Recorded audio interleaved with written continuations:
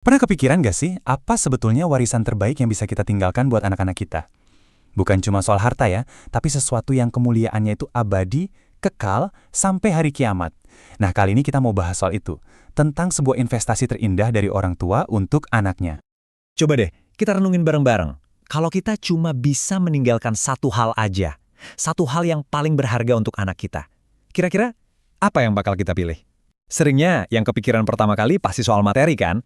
Betul, mungkin yang ada di kepala kita itu rumah, tabungan, atau jabatan.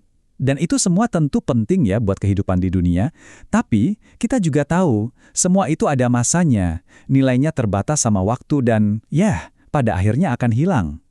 Tapi ada pilihan lain, sebuah warisan spiritual, Al-Quran. Ini adalah sebuah anugerah yang abadi, yang pahalanya itu terus mengalir, gak akan pernah putus. Oke, sekarang kita masuk lebih dalam lagi. Gagasan kalau mengajarkan Al-Quran itu warisan terbaik bukan sekedar kata-kata motivasi atau ide yang indah. Ini beneran sebuah janji loh. Janji yang dasarnya kuat banget dari sebuah hadis syahih. Jadi, di dalam hadis ini digambarkan sebuah pemandangan yang wow, luar biasa banget di hari kiamat nanti. Buat para orang tua yang anaknya menjadikan Al-Quran sebagai bagian dari hidupnya, Allah udah nyiapin sebuah kemuliaan yang gak ada tandingannya. Nah, ini nih bagian yang paling bikin merinding. Jadi hadiahnya itu adalah sebuah mahkota cahaya. Coba deh bayangin, sebuah mahkota yang kilaunya itu mengalahkan cahaya matahari di dunia ini.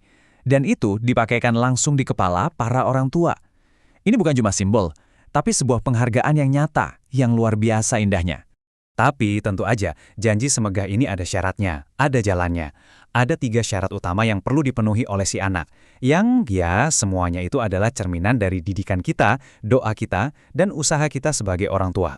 Yang pertama, fondasinya dulu nih, membaca. Bukan cuma sekedar bisa baca ya, tapi membacanya dengan tartil, fasih, dan benar. Nah, inilah buah pertama dari kesabaran kita sebagai orang tua yang menanamkan cinta pada Al-Quran dari kecil. Oke, naik level nih. Setelah lisannya lancar, sekarang giliran hatinya yang diajak buat ngerti.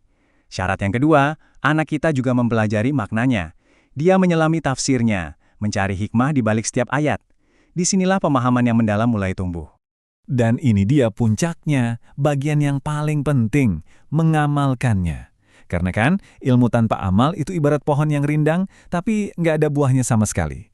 Titik terpentingnya adalah saat Al-Quran itu benar-benar jadi panduan hidup, jadi akhlak bagi anak kita. Mungkin pas dengar ini, ada di antara kita yang langsung mikir, waduh, gimana ya kalau ilmu saya sendiri terbatas? Kayaknya nggak sanggup deh ngajarin semua itu sendirian. Tenang, itu perasaan yang wajar banget kok. Banyak orang tua yang merasa begitu. Tapi kabar baiknya adalah, kemuliaan Allah itu kan maha luas. Allah itu gak cuma lihat hasil akhirnya, tapi juga prosesnya, niat kita, perjuangan kita. Jadi, kalau kita nggak bisa ngajar langsung, usaha kita buat nyariin guru terbaik buat mereka, masukin mereka ke pesantren atau TPA, itu nilainya sama di mata Allah. Jadi intinya apa? Intinya mahkota cahaya itu adalah balasan dari niat tulus kita, dari setiap tetes keringat dan pengorbanan biaya yang kita keluarin, dan juga dari doa-doa yang nggak pernah putus kita panjatkan di setiap sujud. Itulah yang Allah nilai. Nah, sekarang kita sampai di bagian yang menurut saya paling menyentuh dari semua ini. Semua perjuangan kita, capeknya kita mendidik anak dengan Al-Quran, itu ternyata ujung-ujungnya jadi hadiah yang personal banget, khusus buat kita para orang tua. Ini dia kuncinya. Dengerin baik-baik ya. Mahkota cahaya yang sinarnya ngalahin matahari itu, ternyata bukan untuk anaknya, bukan. Hadiah itu adalah hadiah spesial dari Allah yang diberikan langsung kepada kedua orang tuanya sebagai penghargaan atas semua kerja keras mereka. Jadi, yuk kita renungkan ini bareng-bareng sebagai penutup.